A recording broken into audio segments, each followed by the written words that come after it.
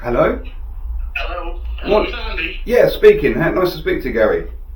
And you, mate. Just bear with me one moment. We definitely want to find out as much information as we can, because obviously Okay. we want you guys all to have a great experience with using our product. So, Sure. So that's why we're looking into it. But yeah, cool. All right, well, send us those batch numbers. I will do. And we'll feed that back to the factory, and then we'll see what we can find out, and then we'll come back to you. And also, if you can keep hold of that bag, I'll try and find a way of getting that bag back to us so we can have a look at it. Okay, where are you guys based then? Yeah. Alright guys, no worries, thanks very much. All right, brilliant. All right, cheers, Andy. Alright, have a great day. Andy, keep my number, Andy. I have. Anytime, mate. I've got you saved now, and obviously I can message you via Facebook as well. Yeah, alright then, mate. Alright. Alright, cheers guys, thank you very much. Cheers. Bye. Bye. Alright guys, how are you doing? Just a talkie video, I've just got in from work. So let's recap on what's been going on recently. So I had a batch of multi-finish which came from an outlet local to me, and it was not behaving how I'd expect it to, and I was having trouble with it. Behaving in a bit of a difficult way, which required a little bit of extra work. Now it was surprising in the sense that I wasn't expecting it, so this is why, you know, I kind of struggled with it, because if you was expecting it, then you can adjust, you know, your techniques to suit what was happening to it. So basically what I noticed was that, and the reason I thought of it as well is because obviously through doing lots of stuff on social media, where I've got my Facebook group, which is called Plaster Master Smurf 74, I'm pretty sure somebody on there put a message up and said, has anybody been having trouble with multi-finish? And they explained that they had a bag, and it was like trying to use chewing gum is how they described it. It was very, very difficult to use.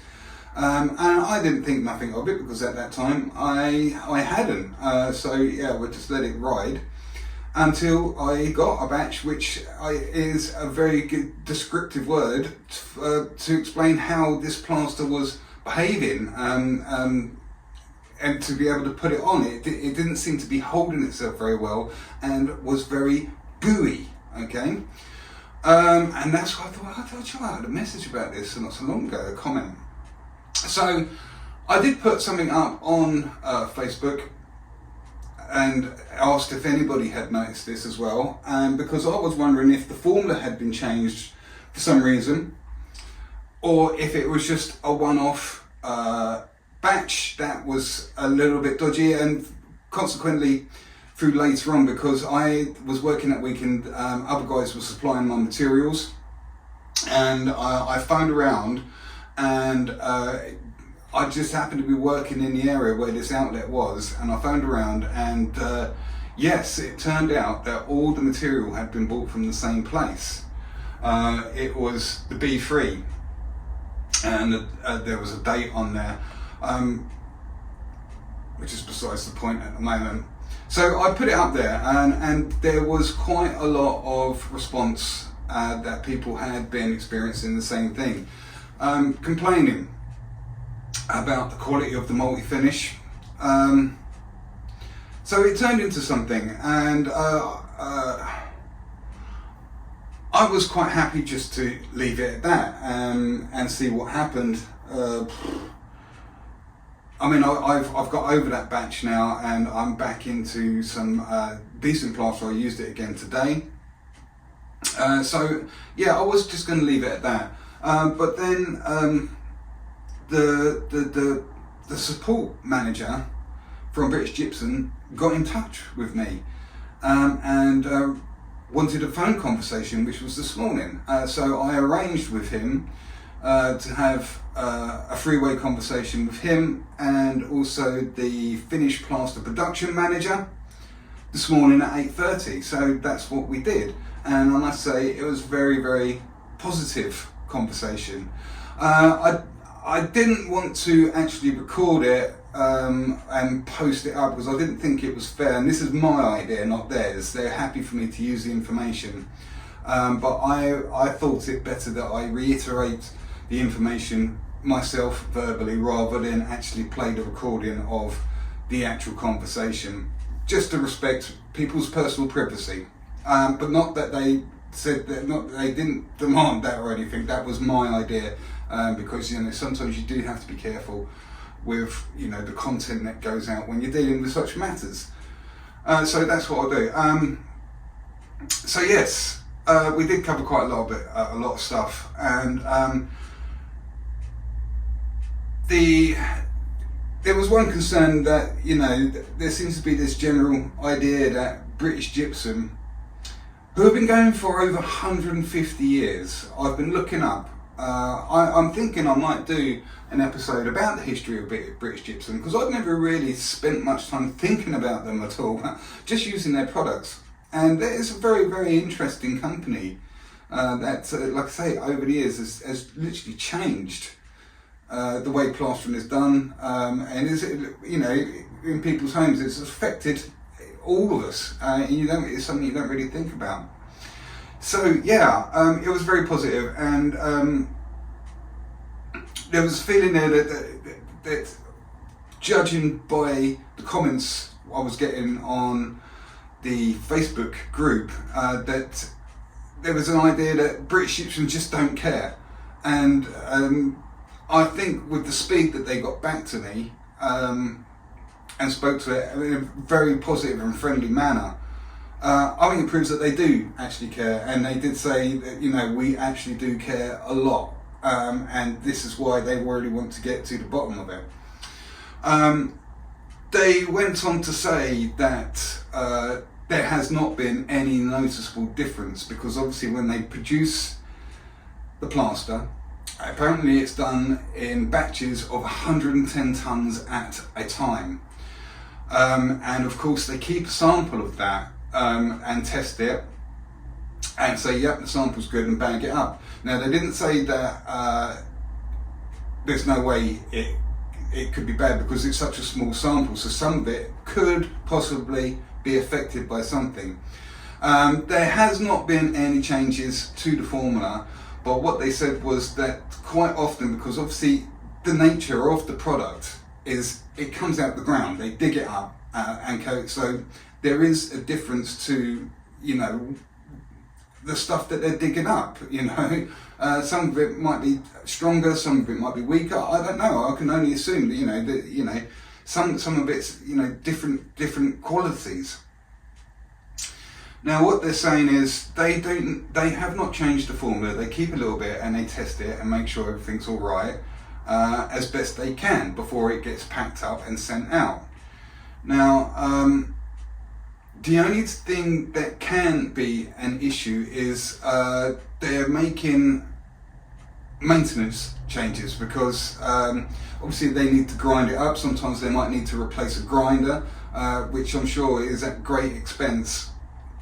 The blades, I assume, or whatever, and maybe there's been some maintenance work which has changed possibly the formula.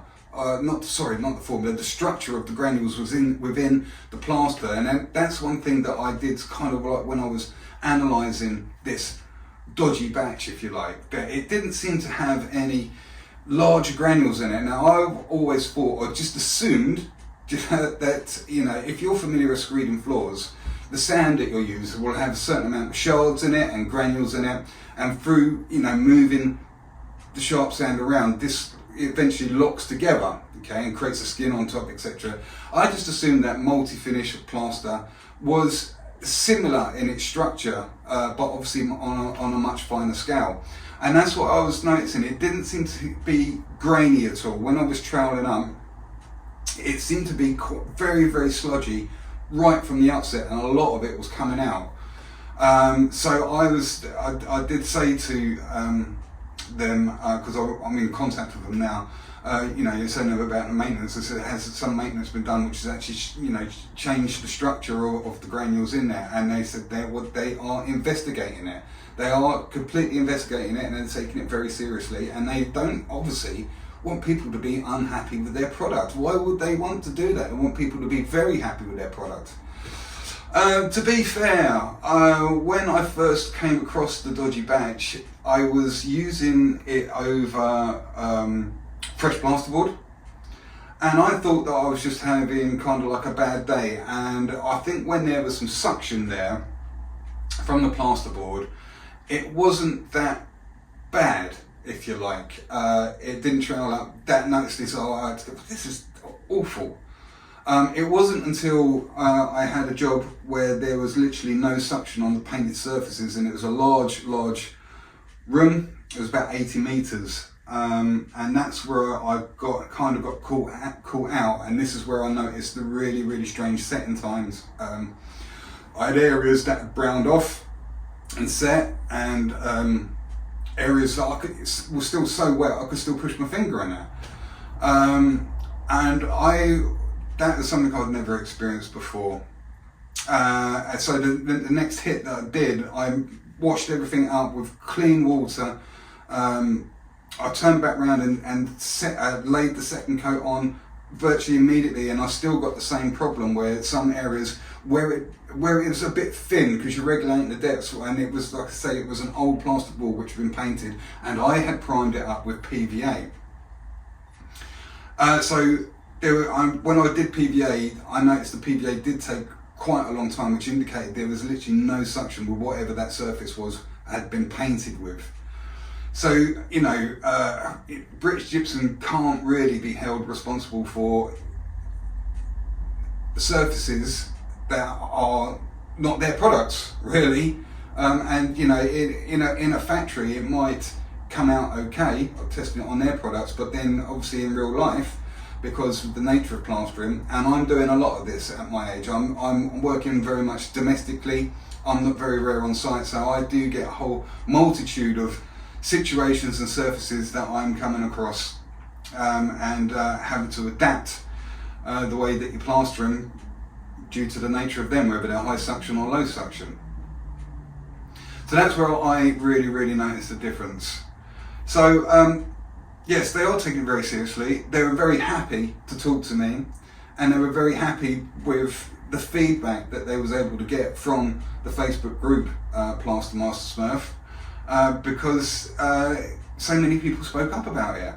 So yeah, it's not just me that's done this, it's all you guys as well that have taken the time to comment and give your opinions. And yeah, they you know, they've taken it very seriously and are looking into it. Also, now this evening I've been in, they've been in contact with me because I do have a small amount, I was like half a bag of what I believe to be the dodgy batch. So to counteract it before this all happened, I was using some of the dodgy batch with some bags that I had in my van to do another job, and mixing it together for the first coat to kind of counteract this sludginess. And I was using that in the first coat, and then just laying down with a bag that I knew which was good. So they're arranging for me to, for them, they're going to send somebody, they're going to come pick up the plaster, they're going to take it back, and they're going to test it and see if they can detect anything which is up with it. So there you go, that is what's happening. Basically, it was two really nice guys. Yeah, the one I believe was a former plasterer, and they take this very seriously and are absolutely all over it, investigating it without any delay.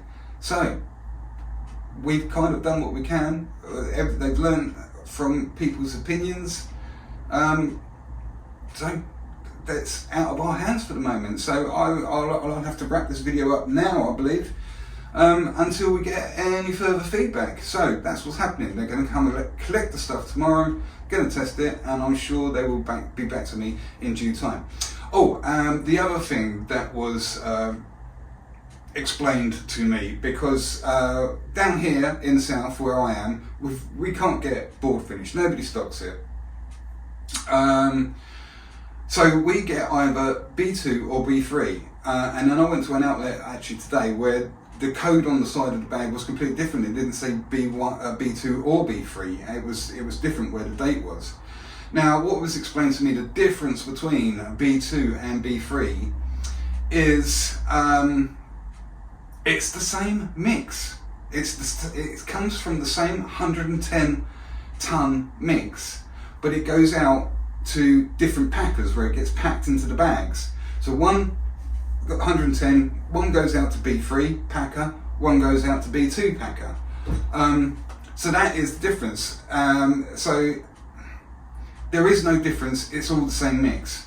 But I was thinking to myself again, there is a stark difference in the colour of B2 and B3, and I just wondering, and I've just messaged them now and I said, can you explain that? Because the B3 always seems to be quite a bit darker and the B2 seems paler in colour, and I've noticed it a few times, and I have recorded that on some YouTube videos where by chance I've got a bag of B2, bag of B3, and I've not realised that that's happened until, let's say, I put the first coat on with B2 and then I put the second coat on and it turns out to be a bag of just B3. And then you can really notice the difference of of the two different B1s, B2s or B3s, even though it's the same mix. So I have messaged them and said, would you know what would cause this colour change? So that I'm just waiting to hear back on. Okay, guys, so there you go. That's where we're at with the gooey multi-finish situation right at this moment. Alright guys, take it easy and I'll speak to you really soon.